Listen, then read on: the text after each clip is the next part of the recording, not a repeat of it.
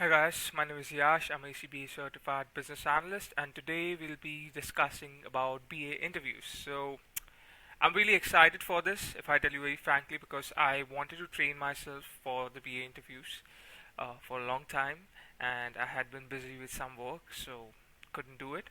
But right now, really excited about it, and I want you guys to learn from it. The most important thing which I'm making this videos for is every BA aspirant who wants to go in an interview, right?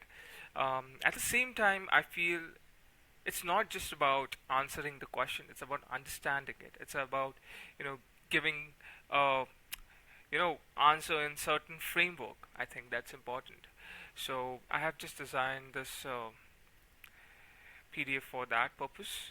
So let's go ahead. This is the first question. So what do you understand by the following terms? Process design, feasibility study, and UML modeling. So normally, you know, in first when interviewer asks this question, we normally just give the definitions. That is, for example, a process design is about creating or improving business processes to make them more efficient and effective. While feasibility study evaluates whether a proposed solution is practical and worth implementing, UML modeling, we can say, is a standardized way to visually represent system design and interaction. So normally we give answers just definitions, right? Because the interviewer has actually asked, what do you understand by the following terms?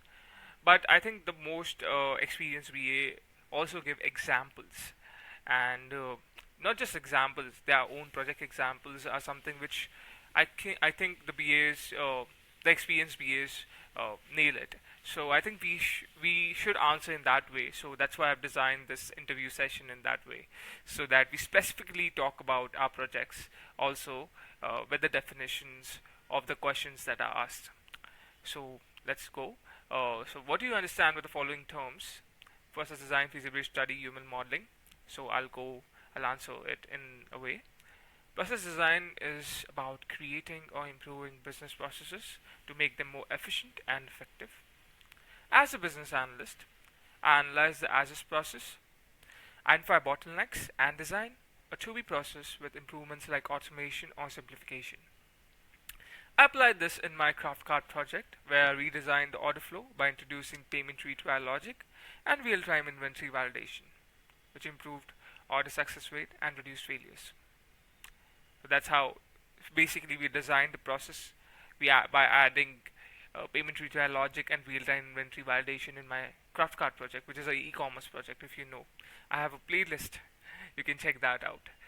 So moving on to feasibility study, it evaluates whether a proposed solution is practical and worth implementing.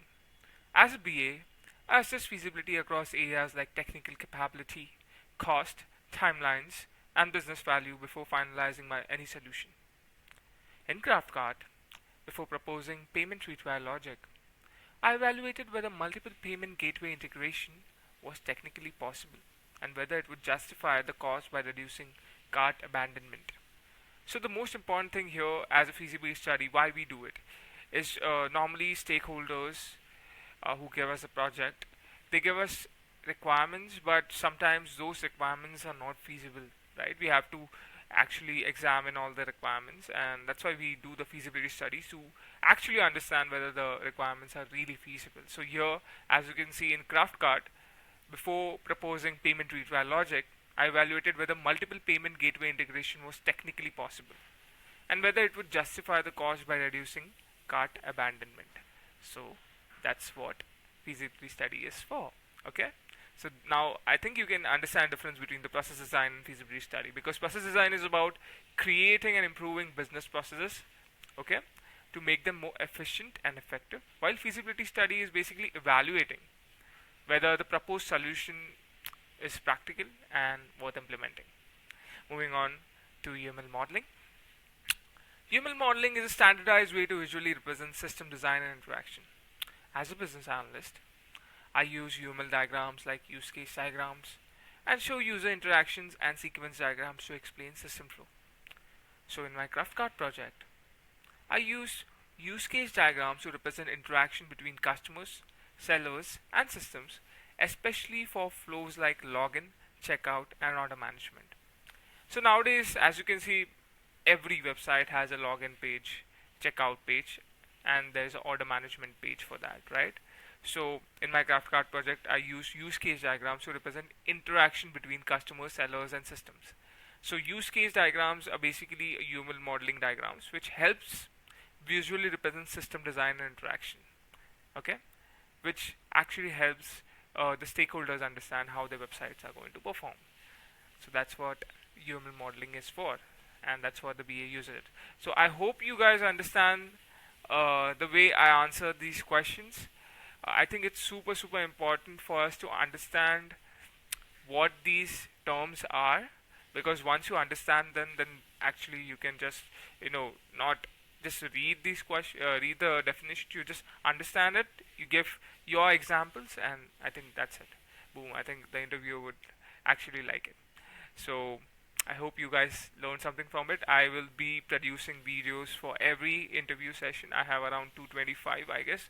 It can increase, but we will be posting. I'll be posting about it on, like, each video would be different, and I would try to explain you what I have learned from this, and in a way that it's very easy to understand. It's not just me giving interview answers, right? It should be like understanding what is process design, what is feasibility study, what is UML modeling.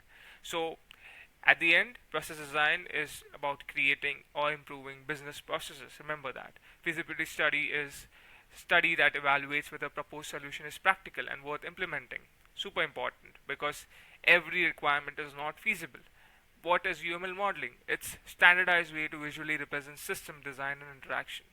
So it's very important for the stakeholders to understand how the system will work, right?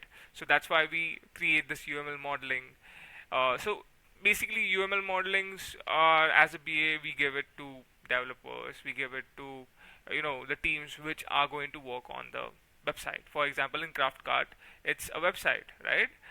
It's an e-commerce website. So I'll give it to my developer team to show them that this is how I want the login flow to be, and the system flow. This is how I want the customers to log in. This is how I want the sellers to log in their own platforms. So that's that.